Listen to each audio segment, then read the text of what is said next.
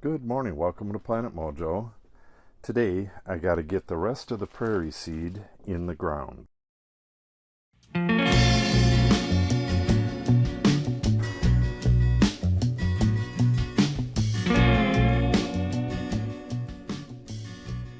But first I'm going around, and any cell on this blue stem that did not have any sign of a sprout, I added a few seeds, just sprinkled them right on the top, and then covered them with this really fine vermiculite. There was 10 cells out of 186 that did not have something growing. So far this is doing really well. These are getting near the point where they need some thinning. I'm not going to do that today. We have a rain day tomorrow, so I'll probably do it then. Some of these are real overachievers, and I think tomorrow as well I'll do a short little video on how to identify little blue stem. The first time I planted it, I could not find anything that showed what the little sprouts look like, and they're very easy to spot, so look forward to that. This is the purple lovegrass. Unfortunately, I don't have any more seeds of this. I can actually probably find some on the plants from last year. I didn't grab everything off of them. There might be some seeds still on there.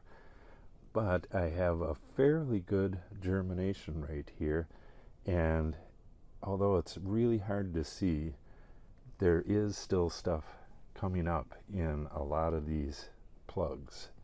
So, I mean, it's so small that if you look real close, you can see like a little point sticking up. So I don't know. I'll probably get, my guess is 2/3 are going to come up, which is just fine. Out of about a dozen plants last year, I got, I don't know, an ounce or so of seed, which is a zillion seeds. So between that being 2 years old and all of these that are planted this year, I'll have enough seed to get everything that I want planted next year. So that's real good as well.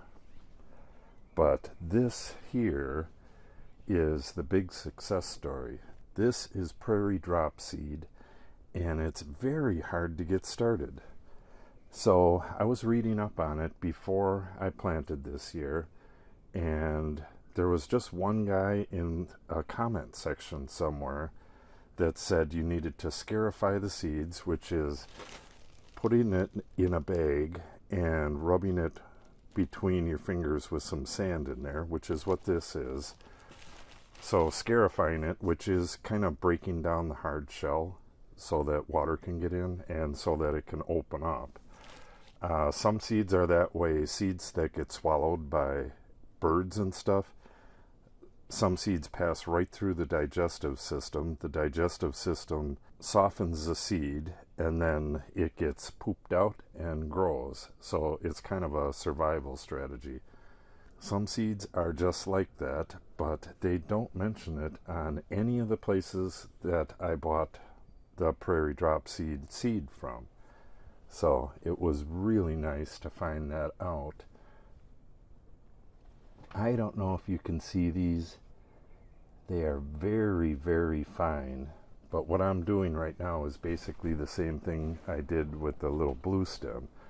I'm going to set up my chair right here and go around and look at all these cells. You got to look really close. And a lot of, like, there's one right there. It's as small as a hair, and it'll get bigger in a day or so, but this one probably has the least in it, but you can hardly see anything here, and this one has grass growing in almost every cell. Kind of hard to believe. That one has a whole bunch. There's a bunch in there as well, but there's single blades in most of them. So I'm going to go through, kind of swap them around, and the one in the front here, any cells that don't have anything sprouted yet, I'm just going to add a couple seeds because none of this has been on heat yet. It's been cold stratifying, or cold moist stratifying, which means like this bag has been in the fridge since I scarified it. And what the stratification is kind of a signal to the seed that it has gone through winter and it's okay to sprout. So I'm going to get this done, and then I'm going to wander down into the woods, and I got to hand plant this stuff. This is little blue stem. This is Indian grass, and this is bottle brush grass. I planted for hours the last couple days, and today should be the last day of it. I went through maybe a pound of seed or so. The little blue stem I bought, and the rest of this stuff I picked from stuff that I grew the last couple years in that little prairie patch at the end of the yard over there. So like I said, I'm going to add a little pinch of seed to any one that doesn't have anything growing yet. Then I'm going to put this back in the fridge, and these still will not get any heat until, what is it? It's about a week from now. In a week, I'll put these on heat only at night, because by then it's going to be plenty warm during the day. And these should be able to be off heat completely by then. So I'll just move these over here, and try to get the rest of these sprouted. So let's have at it. Okay, well, that was pretty quick. I started to do this stuff, and if you get right down really close, let me see if I can find one. Like right there, if you look at the right angle and you get close enough, there is grass coming up in almost every cell on here. It's a very fine grass to start with. Prairie Dropseed is a big plant when it gets full grown, but it takes years for it to get full grown, and it's very delicate when it starts out. So the new plan is to just leave this alone until the 1 month is up. That's the week I was telling you about. So I'll just put these back in the fridge and just let these go off heat until that week is up. Then I'll look through it real close and find any that doesn't have anything coming up and add seeds at that time, and then take the rest of the seeds and distribute them out in the different prairie patches. So for now, I just got to get out and plant some seed. So I'm going to put this thing on. This is a nice little pouch that I'm going to try to carry my seeds in. I never have a place to put everything. I got camera gear and a phone and all this other stuff, and if I'm wandering around planting seeds, I just have no place to put it unless I have a big coat on like this, which I did wear this morning, but it's supposed to get up to 62 today, so I'll just be sweating as soon as I get 10 feet. So this should be the solution for that. So let me get this put on, load it with seeds, and we'll go planting. Okay, I'm over in the North Prairie. If you're new to the channel, the vast majority of these trees right through here and right in this area have been hacked and squirted, so they're either dead or dying, which is letting light into the understory, and I'm slowly transitioning it back into an Oak Savanna. This will get planted with prairie grasses. A lot of this stuff right now, this grass here, is annual rye, which is a nurse grass, and what that does is holds the ground together and stuff, and it's a fairly weak grass, so the prairie grasses will eventually take over and this stuff will die out. You can tell the vast majority of this stuff is not prairie grass, because most of the prairie grasses that I've planted are warm season, so they would not be green right now, and they would be much larger tufts of grass. I'll show you some when we get back down into here, but I'll show you the technique here first. All I'm doing is finding an area that doesn't have existing grass like this. Then I come in and sprinkle some seed on it. This is little blue stem, so you don't want to get it more than a 1/4 inch deep. So I just kind of rustle the ground up. This is very fertile soil, so it's easy to just churn up a little bit. I do that, and then step lightly to make sure I have firm contact, and then I just cover it lightly with some leaves again. So there's patches like that all over the place, like right here, and a lot of it is from, there used to be like a bramble patch or something here that I killed back last year, so now it's an open area. So here's my seed. I took it out of bags and just filled this up with little blue stem.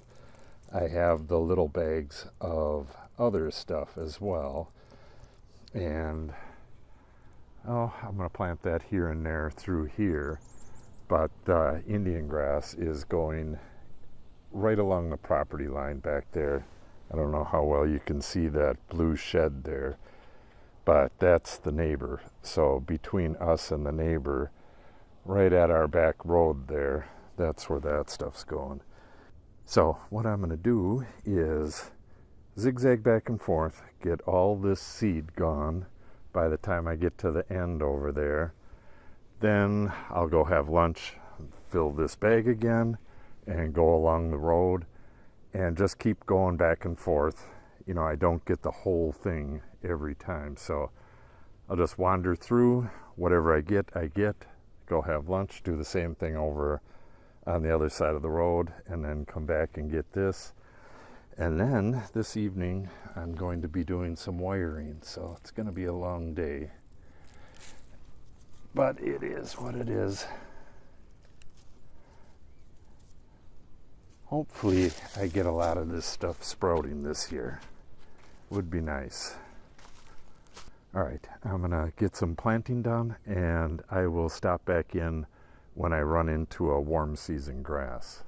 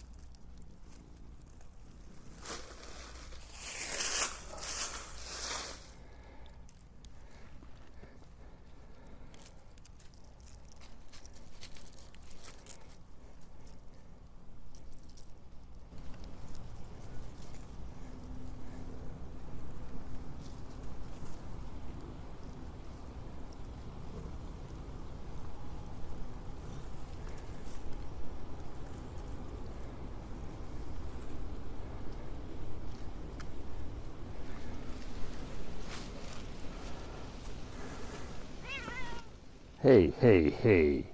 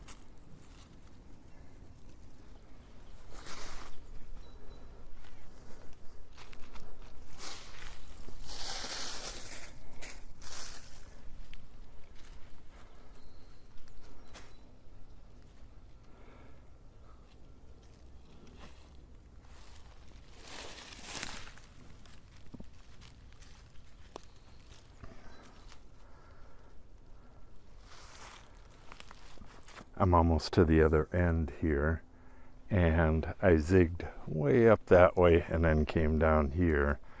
So I kind of bypassed where I believe there is some warm season grasses growing. I'm not seeing any right around here. Anything that's green right now should not be a warm season grass. It's just into April. What is it? April 2nd, I believe. So there should be absolutely no warm season grasses with green on them this early. That will happen sometime in late May, maybe, or into June. Their real season is June, July, August. So that's a no-go, but I'm not sure how well you could see it, but I'm just getting spots here and there, working my way through, and thought I would show you. Well, I guess it's all over the place. These zillion little things here, well, not all of them, but most of them, that's garlic mustard. And under here, a bunch of them there. And right here. And I do believe there's a whole ton of it over that way. I sprayed and knocked down every bit of garlic mustard in this whole area last year. This is all from seeds. They put out a zillion seeds. So in maybe a week, I'm going to get in here and knock this all back again. It'll probably take 2 passes, which is, I don't know, 3 hours worth of time, but it's worth it. Yeah, you can see it right there. This year I want to get this stuff early. I cannot let it go to seed. It'll likely take 2-3 years to knock it back to where it's not a big chore to get in here and spray it. But I guess it's worth it. For those of you who don't know what this stuff is, garlic mustard is an invasive species. I'm not sure where it comes from originally. I'll have to look that up and put it on screen. But the story I heard was that people brought it here thinking they could use it for cooking and planted it in their garden, and it just took off. You can see that's some. It's a lot easier to get when it's this size, because it will get 4, 5, sometimes even 6 feet tall, and then it goes to seed right away. It's a very early plant, which is how it takes off and takes over a whole woods like this. See, almost nothing else is growing. So this stuff will grow up and shade out all the native plants and kill them, and then it just keeps expanding. It has thousands and thousands of seeds, and it is a real pain in the butt. When I had the DNR biologist, we came through here and went over the plan, and she said it's a perfect plan. Not easy to do, but eventually the prairie grasses and flowers and stuff will take over, and this stuff really won't have a chance against, like little blue stem has roots that go down 10 feet. So this is not going to take over and kill that. But I'm guessing I'll have this problem pretty much forever. That's the way it is with invasive species. Okay, it is way past lunch already. I still have this little bit to do, and I wanted to work my way up that way. But how much seed do I have? I actually should just work my way up right through here and then work my way back that way, just tossing seed so that I get some randomness going. All right, that's my plan. Okay, I just got a wee bit left, and the cat and I are heading back to the homestead. So I'm just gonna drop this off on some more sparse areas, and I will be coming through here within a couple days and hacking out all of these little trees here and over there. I don't know if you can hear that or not. It's pretty loud. but that is tractors going up and down the road. All the farmers are getting ready to plant, getting their fields ready and stuff. So for those of you who are worried about the food supply, absolutely nothing has changed around here. We have a chicken house right up the road. I mean, you could see it from upstairs in our house. That has, 10,000 chickens. But there's chicken houses like that all over the place. So they're pumping out eggs and, well, obviously chickens as well. And this area used to be a big supplier of milk, but now we supply mostly beef. So, well, I'd say half and half. A lot of the dairy farms switched over to beef when Florida and California stepped up their dairy production, so just wasn't enough money in it. But anyways, we produce a lot of beef in this area, pork. There's huge pork production right across the river in Iowa. So everybody's planting and basically nothing else has changed. The farmers are already social distancing, just like us. I mean, we're farmers too, but it's a very seasonal farm. We do grapes in our vineyard, but we're socially distanced anyways, just by the spread of the houses and stuff out here in the country.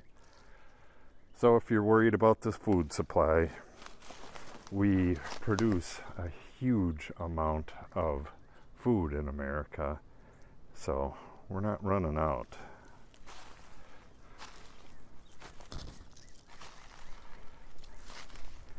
Yeah, I'm just tossing this last seed. Just a few pinches full. Tossing them in any little bare spot and then stepping on them. I think I did this yesterday. What do you think, kitty? Mazie? She is such a stubborn cat. I don't know if you've seen before, but she attacked me when I was pushing her with my foot. She is one tough cat. She wants me to pet her all day long, but she also wants me to keep my distance whenever she wants me to keep my distance.